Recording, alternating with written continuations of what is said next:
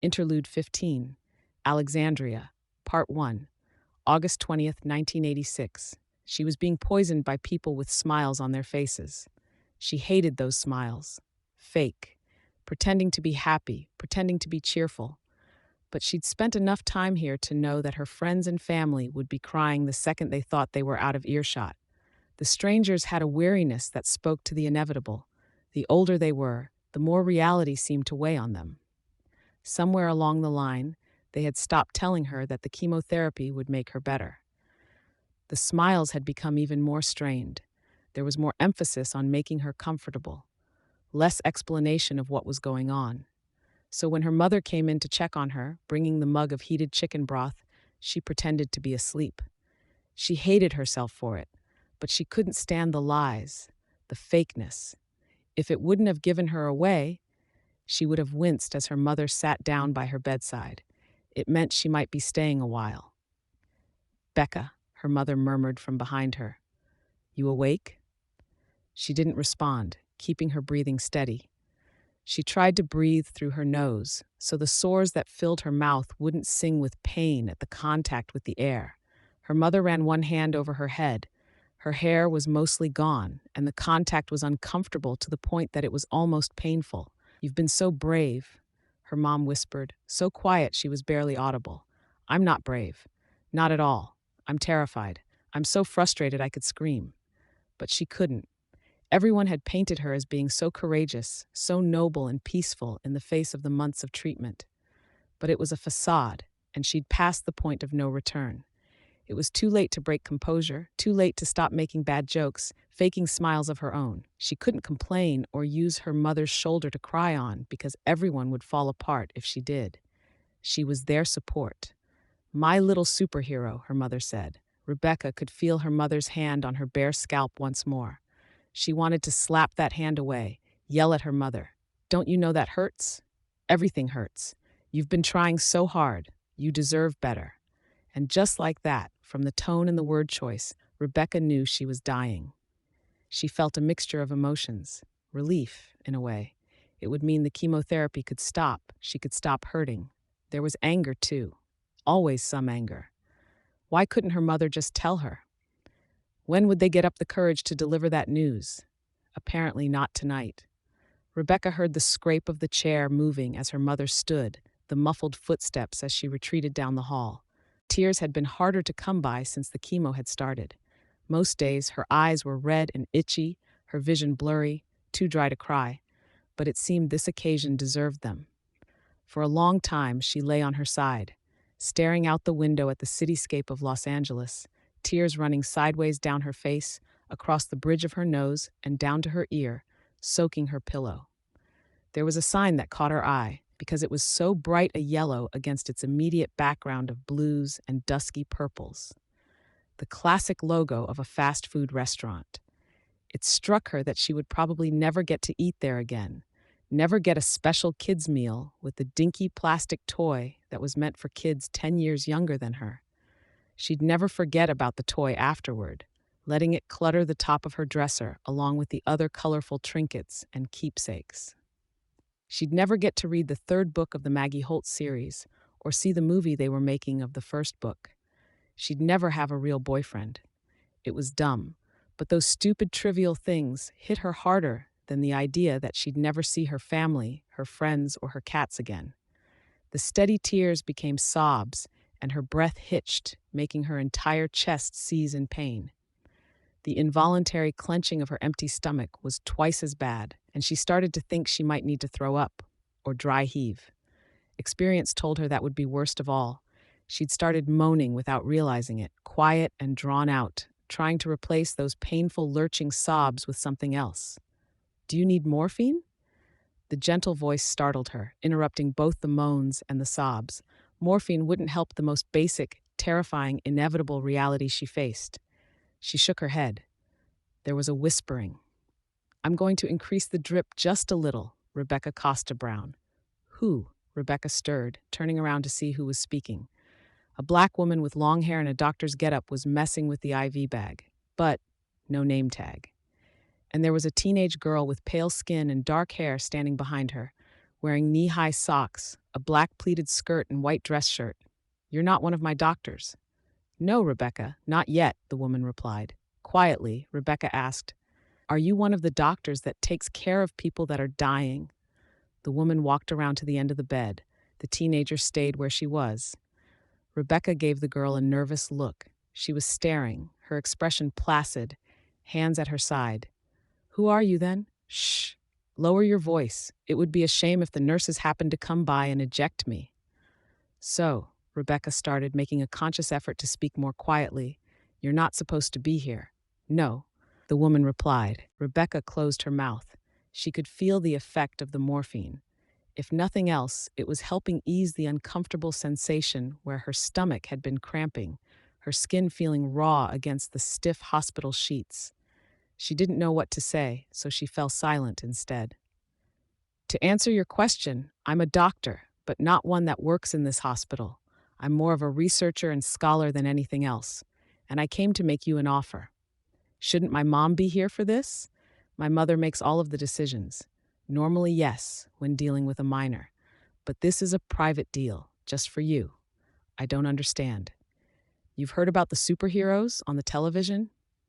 Yeah, there's like a bunch, 20 or something? No less than 50 now. They're appearing all over the world, with thousands upon thousands estimated to appear by the turn of the millennium. I confess I have something of a hand in that, which is why I'm here. You make superheroes appear? Rebecca could feel herself getting foggy with the morphine. I make superheroes, but it's not easy. The risks are high. The files? The teenager on the other side of the bed stepped forward, pulling off her backpack. She reached in and withdrew a file folder. The woman moved the wheeled, adjustable bed desk that still held the chicken broth Rebecca's mother had brought. She moved the plastic container and put the file folder down. Opening it, she spread out the glossy photographs that were contained within until 6 images sat side by side. A man with gnarled skin like the wood of a tree, a woman with tentacles everywhere, a beetle man, a boy with skin that seemed to be melting like wax, a burned husk of a body, a little girl without eyes, only flat expanses of skin where they should be. Right now, in the early stages of my project, only 1 in 7 succeed. 2 of those 7 die. The woman tapped the pictures of the burned body and the boy with melted skin.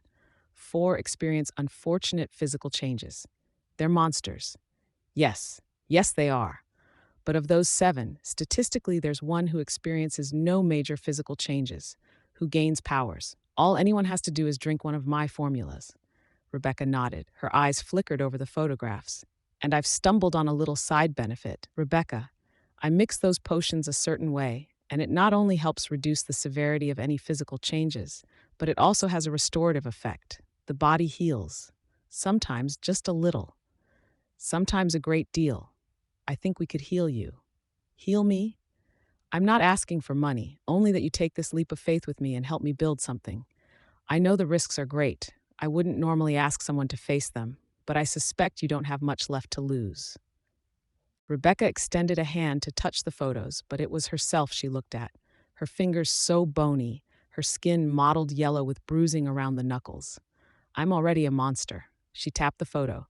If it was just this, if you were offering to save my life and make me one of those monsters, I'd still accept. Interlude 15. Alexandria, Part 2, August 21st, 1986. I think we can mark this as a success, the doctor spoke. Rebecca opened her eyes. She'd seen something fragmented but profound, but it slipped away as fast as she could think to recollect it. She staggered to her feet, wobbled. The girl in the school uniform caught her before she could fall. I'm not a monster? No, in fact, I don't know if it could have gone better. Rebecca extended one arm. Her skin was a healthy pink, her hand thin but not so emaciated as it had been. I'm better? I would guess so. In truth, I'm not sure how the regeneration affected the cancer. It might even have exacerbated the symptoms. For the time being, however, you seem to be well. I feel really light. That's promising. Rebecca allowed herself a smile, letting go of the girl's hand. She could stand under her own power. Everything around her appeared sharp. She hadn't realized how bad her vision had become. Even her mind seemed to be operating like a well-oiled machine. Had the drugs and poison made her stupid? No, she'd never been like this. It was like her brain had been a bicycle, and now it was a Ferrari. Even as her eyes flicked over the interior of the warehouse, she could tell she was processing faster, taking in details and sorting them better, as if her thoughts were no longer limited to the confines of her skull. What can I do? I've yet to start categorizing the results. For the time being, I'm playing a game of battleship, creating what I can and logging the results. I hope to find the patterns and the factors at play, given time. You're going to keep doing what you did with me? Rebecca bounced in place. It took so little effort to move so high. She was better. She was alive like she hadn't been for months and months. I'm going to find an alternative as soon as possible. The risks are too high at present. You can understand that what I have is valuable, and every time I approach a potential patient, I face the possibility that I'm going to be exposed. They'll stop you? They'll try. I have her to guard me. The doctor nodded in the direction of the dark-haired girl. But I'd rather work without interference. So what do we do now? What do? I have ideas.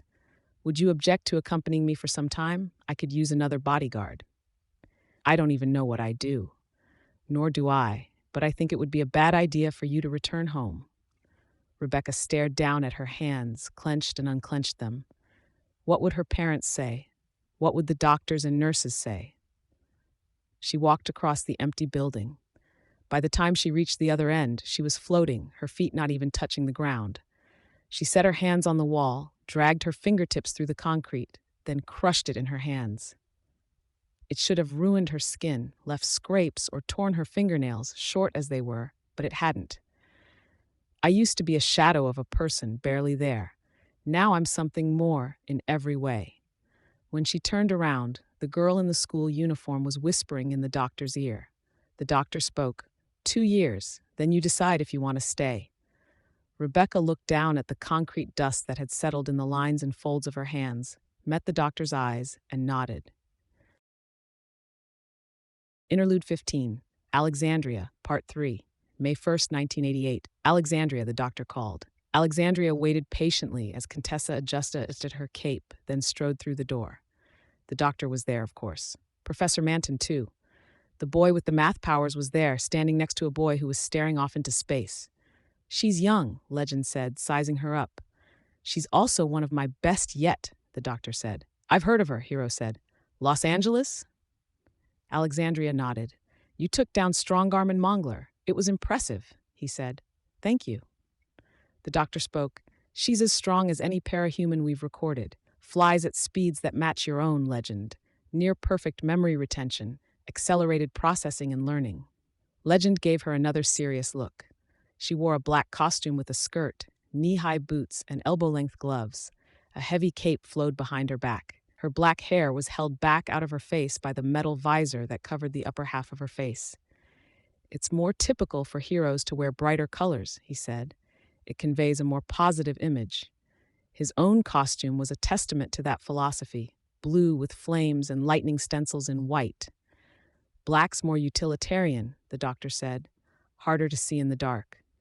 And it's easier to get the blood out, Alexandria added. Legend frowned. Do you get a lot of blood on your costume? I hit really hard, she said, deadpan. He didn't seem to appreciate the humor. It didn't matter. Okay, Hero said, folding his arms. Well, it's nice to meet you, Alexandria, but I'm not sure I see the point of this, Doctor. You each committed to assisting my enterprise in exchange for the powers I could grant.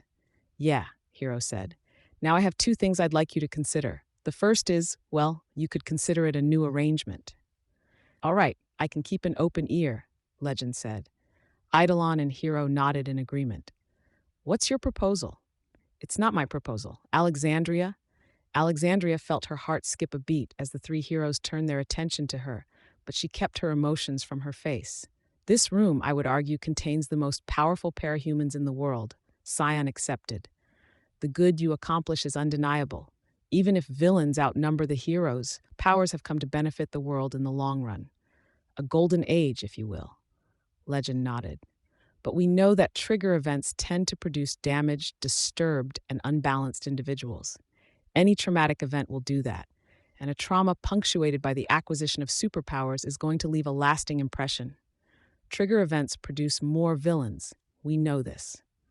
The doctor cut in, and I'm producing more heroes than villains. For now, the proportion favors us, and you've been able to keep the criminal element in line, for the most part.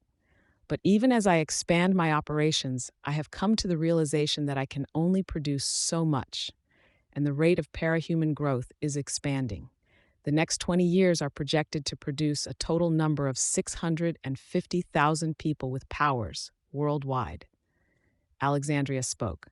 I've looked at the numbers, at the growth, the trends, checked and double-checked them. Even if the rate decreases, we're going to get outpaced, and we're going to get outpaced hard. The people with trigger events will outnumber the doctor's clients, and we'll wind up with 3 to 10 villains for every hero that steps forward. Legend, Eidolon, and Hero were paying attention. The doctor spoke. Alexandria and I have discussed this at length. A recurring worry is that as much as I've been able to gift you 3, you 4 with exemplary abilities, we could see other threats of comparable power. Is there any evidence of this? Hero asked.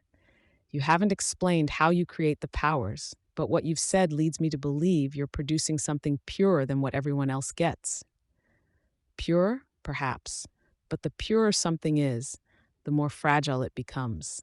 The process seems to be influenced heavily by psychological strain and stress, almost an inverse of the trigger event phenomenon. You know there's a possibility that the formula can become tainted, giving inhuman characteristics to the unfortunate subjects. This is despite the most sterile conditions. I'm improving the results over time with Professor Manton's help, but there are no guarantees. The point we're getting around to, Alexandria spoke, is that even if the doctor can get better results with time and effort, the explosion in the natural parahuman population is inevitably going to produce an individual with powers that outstrip our own. So we lose in the long run? Eidolon asked. We're doomed?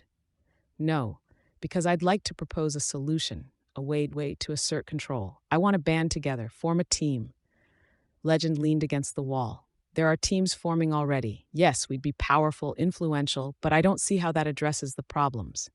Simple. We do what the government's been pushing for. We regulate. We bend to the government's yoke, all 4 of us together. We follow their stipulations and regulations. That sounds like a horrendously bad idea, Eidolon spoke. Why? Because if it was us 4 together, we could afford to push back if they pushed too hard, and they'd know that. And just by being there, we could make the project attractive enough to bring others in. Legend turned. And how does this benefit you, Doctor? It doesn't. Not directly. That's why this is Alexandria's proposal. But Manton spoke, his voice gravelly for his relatively young age. We could send some of our clients to you. Happier clients are better for business. Legend folded his arms. And you'd want to be in charge, Alexandria? No. I think you or Hero would be a better choice, to portray a kind face and a positive image. You 2 wear the colorful costumes. Not Eidolon? Hero asked. He's too powerful. Not saying either of you aren't, but we wouldn't be able to convey the impression that it's the government in control of the heroes if it was Eidolon front and center. Legend nodded. You've given this a lot of consideration. More than a little, Alexandria admitted. I have an 8-stage plan to incorporate parahumans into society. I've also researched and developed plans for marketing and monetizing capes. America is the most powerful country in the world, and it's a capitalist nation, first and foremost. We'll use that. Seems to be getting away from the idea of doing good deeds for the sake of doing good deeds, Eidolon said. It is, but that's inevitable. The post-baby boomer generation is growing up. Couple that with the explosion in parahuman numbers, and the situation threatens to get well out of control. We need structure and organization if we're going to keep things intact. There's no guarantee your plan will survive contact with government, Legend said. There's one guarantee. What's that? I'm estimating that it will take at least 5 years to establish this plan nationwide. In that span, we'll start with only a few groups in the largest cities. We'll gradually and gratefully accept involvement and oversight from government and law enforcement. We'll also create a subgroup for minors with powers, so we can strictly structure their environment and development.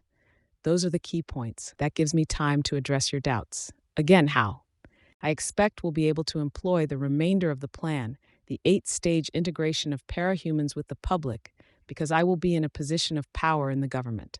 I, my civilian self, can be in charge of the government-sponsored superhero teams within 8 years. There's too many holes in that plan. People will wonder why Alexandria and your secret identity aren't in the same place at once. There's more than one solution to that. For one thing, I can work faster and better than my unpowered peers.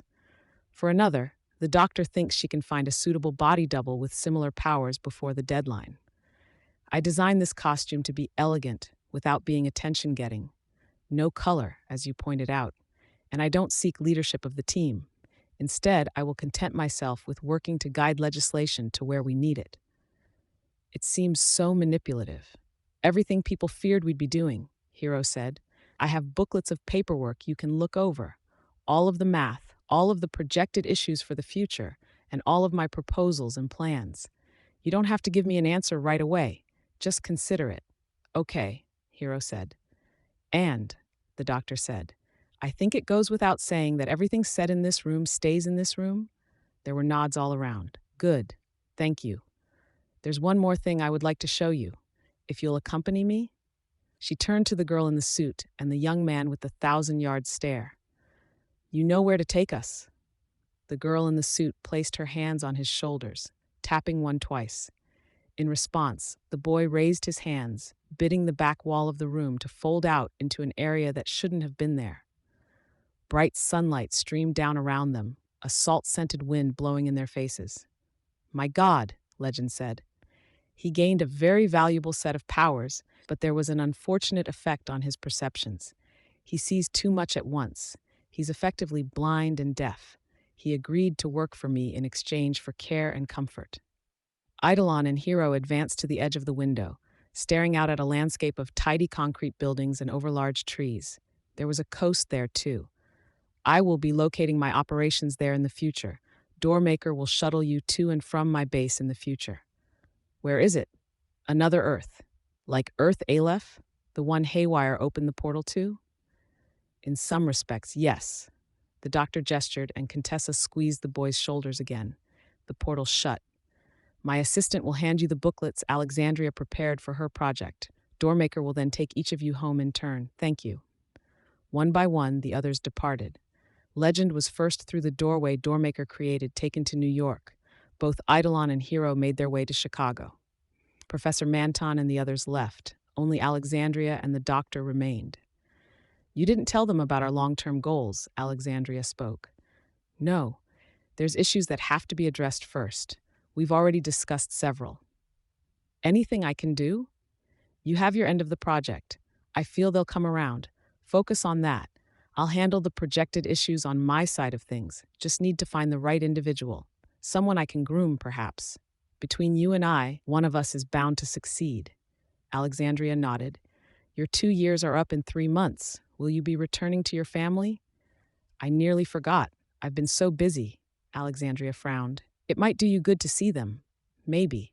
Why did she have her doubts? Why didn't she want to go home? Good. I do expect you'll return. Of course. Maybe she realized it was because every memory of her family was tinged with the feelings of despair, of loss. With the doctor, she had hope. Interlude 15. Alexandria. Part 4. December 13th, 1992. Big. The clawed hand speared toward the sky, followed by an arm the size of an oak tree. When it turned to slam against the ground, bracing for leverage, she could feel the impact rippling through the air.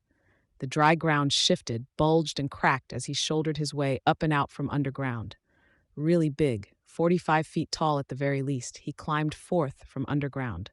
His skin was crusted with black stone that might have been obsidian, layers of what might have been cooled magma slowing off of him as he planted his feet on the ground and stood straight. Straight might have been too generous. He was built like a caricature of a bodybuilder or a bear-human hybrid. He rippled with muscle, his skin gray, thick and leathery like the hide of a rhinoceros or elephant.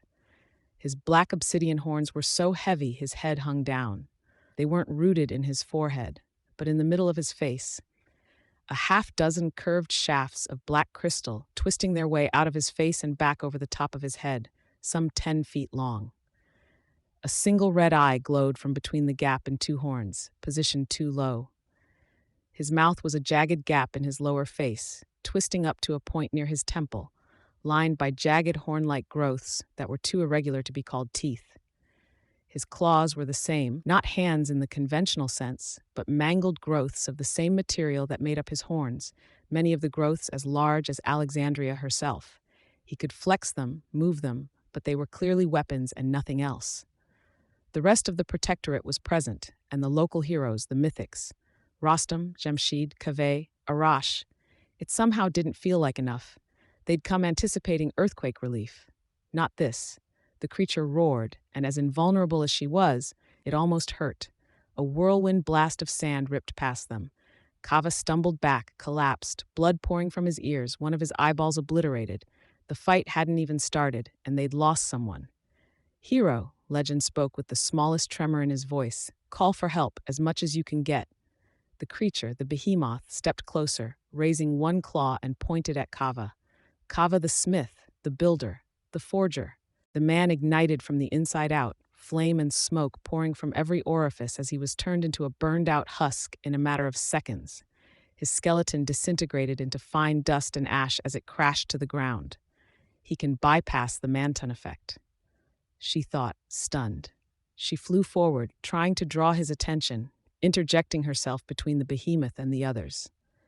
He pointed his claw once more, and she braced herself, gritting her teeth. Time to see how invincible I am. But it wasn't fire. A lightning bolt flashed from the tip of Behemoth's claw, arcing around her and striking one of her subordinates in a single heartbeat before leaving only the smell of ozone. She flew in close, slamming her hands into his face, driving him back, throwing him off balance. He struck her and drove her into the ground. His flame burned through her. The sand was turning to glass around her, burning her costume, but it didn't burn her. But she couldn't breathe. She flew back and out of the way until she had air again. She stared at the scene that was unfolding, the heroes beating a hasty retreat as that thing advanced, slow and implacable. Shit, Hero's voice came over the communications channel. What? She responded. Legend was pelting the thing with lasers that could have burned buildings to the ground, and he was barely leaving a mark. Eidolon was manipulating the sand, creating barriers, while simultaneously drawing sand out from beneath their enemy, while pelting it with laser blasts that he spat from his mouth. At least he's too slow to dodge or get out of the way of trouble. Guys back home say we're close to some major oil fields. She shook herself free of glass and dirt and threw herself back into the fray. A bad situation was suddenly critical. The creature roared again, and the force of the noise threw her flight off course. Eidolon's makeshift walls collapsed, and more heroes fell, bleeding from heavy internal damage. They'd been right after all. Dumb luck had created a parahuman as dangerous as what the doctor could create by design. Fire, sonic, lightning, and he hit me harder than he should have, even being as big as he is. Kinetic energy, too. Her eyes widened. Not individual powers. Those were all the same power. She pressed one hand to her ear, opening communications to the rest of her team. He's a dynakinetic. He manipulates energy, no Manton limitation. How do we even fight something like that? But she knew they didn't have a choice. She threw herself back into the thick of the fight.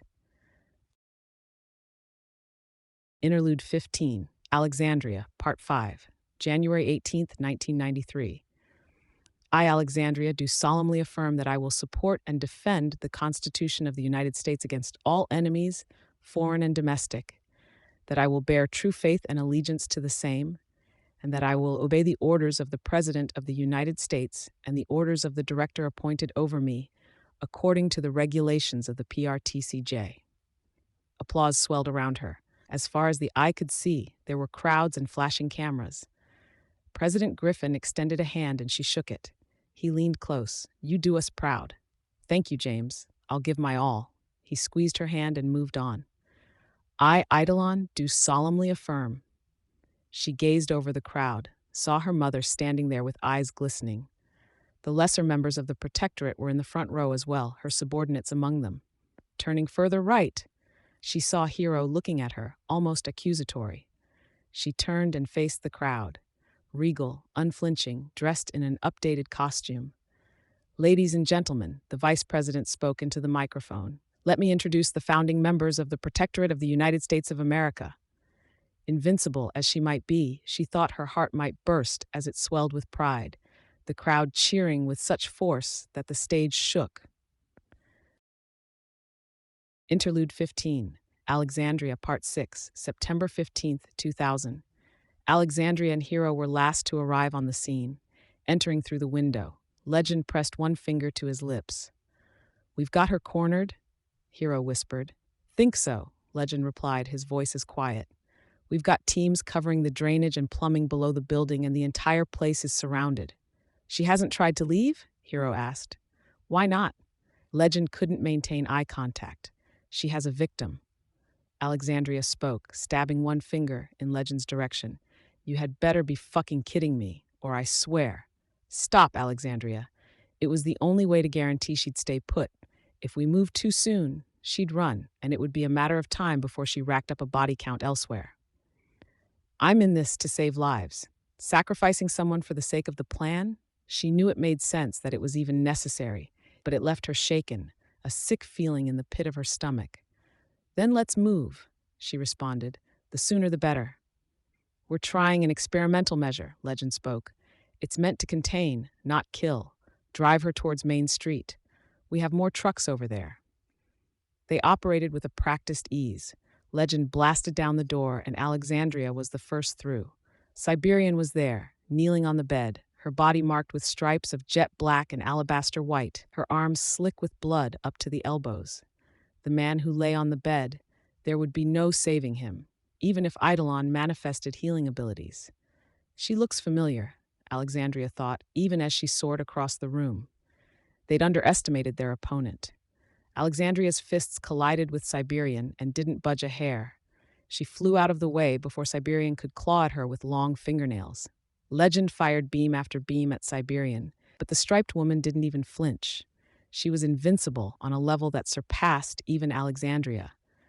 Eidolon cast out a cluster of crystal that exploded into a formation around Siberian on impact, encasing her. Siberian shrugged it off like it was nothing, lunged forward, going after Hero. Alexandria dove to intervene, to guard her teammate, but Siberian was faster. She reached Hero first, her hands plunging through his chest cavity. When she pulled her arms free, she nearly bisected him. Eidolon screamed, flying close to scoop up the two pieces of Hero, carrying them outside. Siberian leaped after them, missed only because Legend shot his comrades with a laser to alter their trajectory.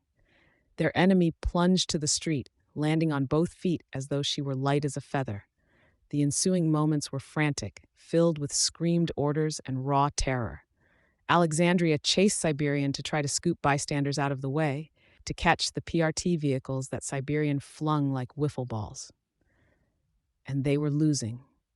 Eidolon was trying to heal Hero, to teleport people out of danger when Alexandria and Legend proved unable, and changing up his abilities every few seconds to throw something new at Siberian in the hopes that something would affect her.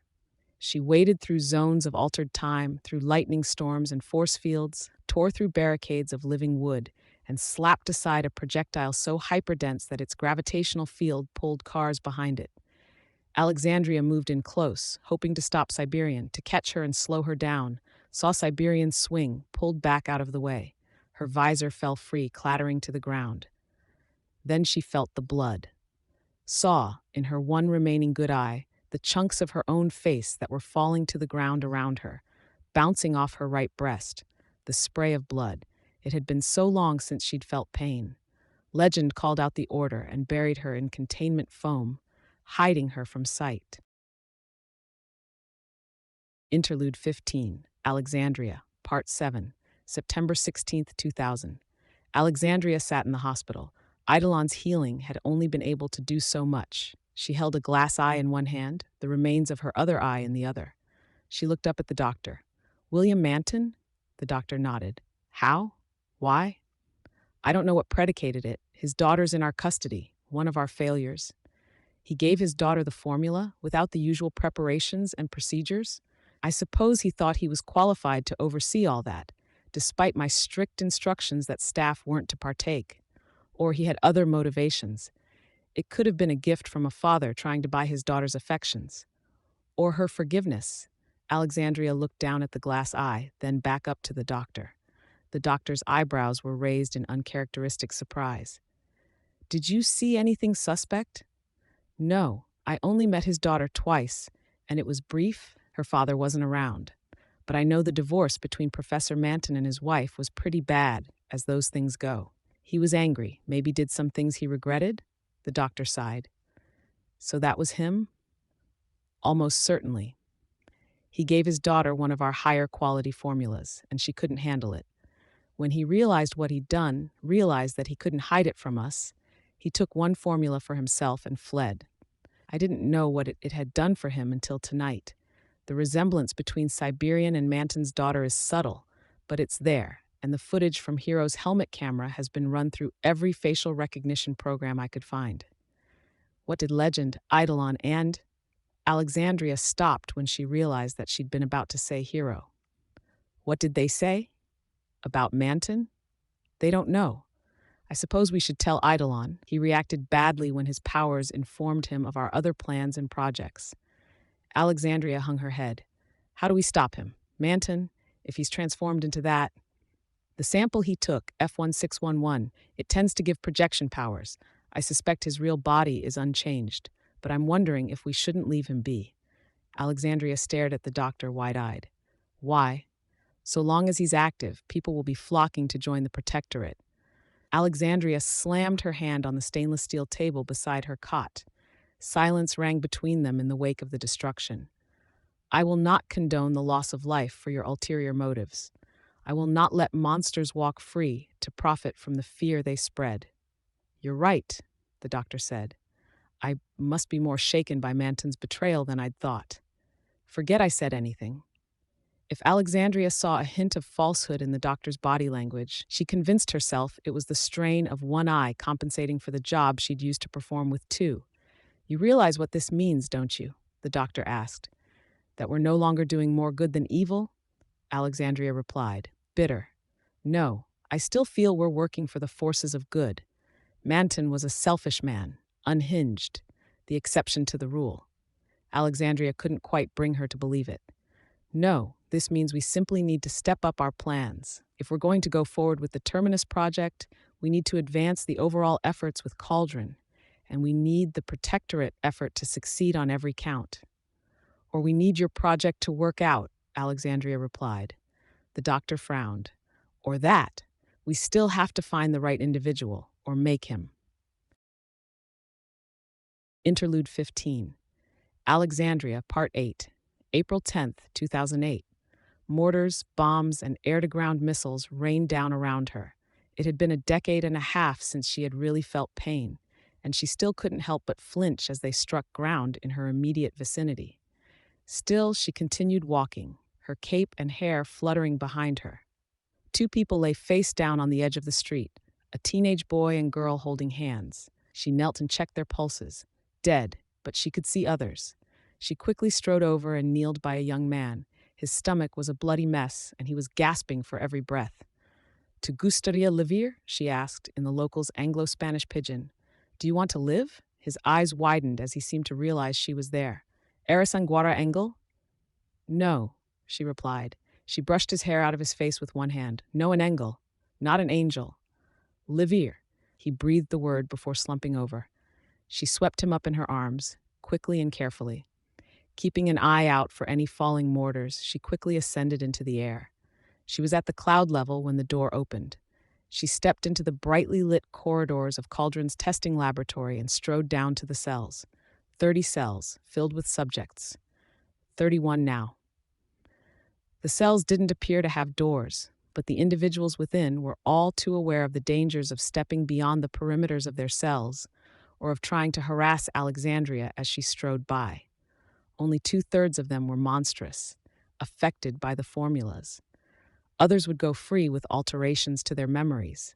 Some would have fatal weaknesses inserted into their psyches, reason to hesitate at a crucial moment against a certain foe.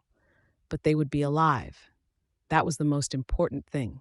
They had been destined to die, in places where the wars never stopped, or where plague was rampant, rescued from the brink of death.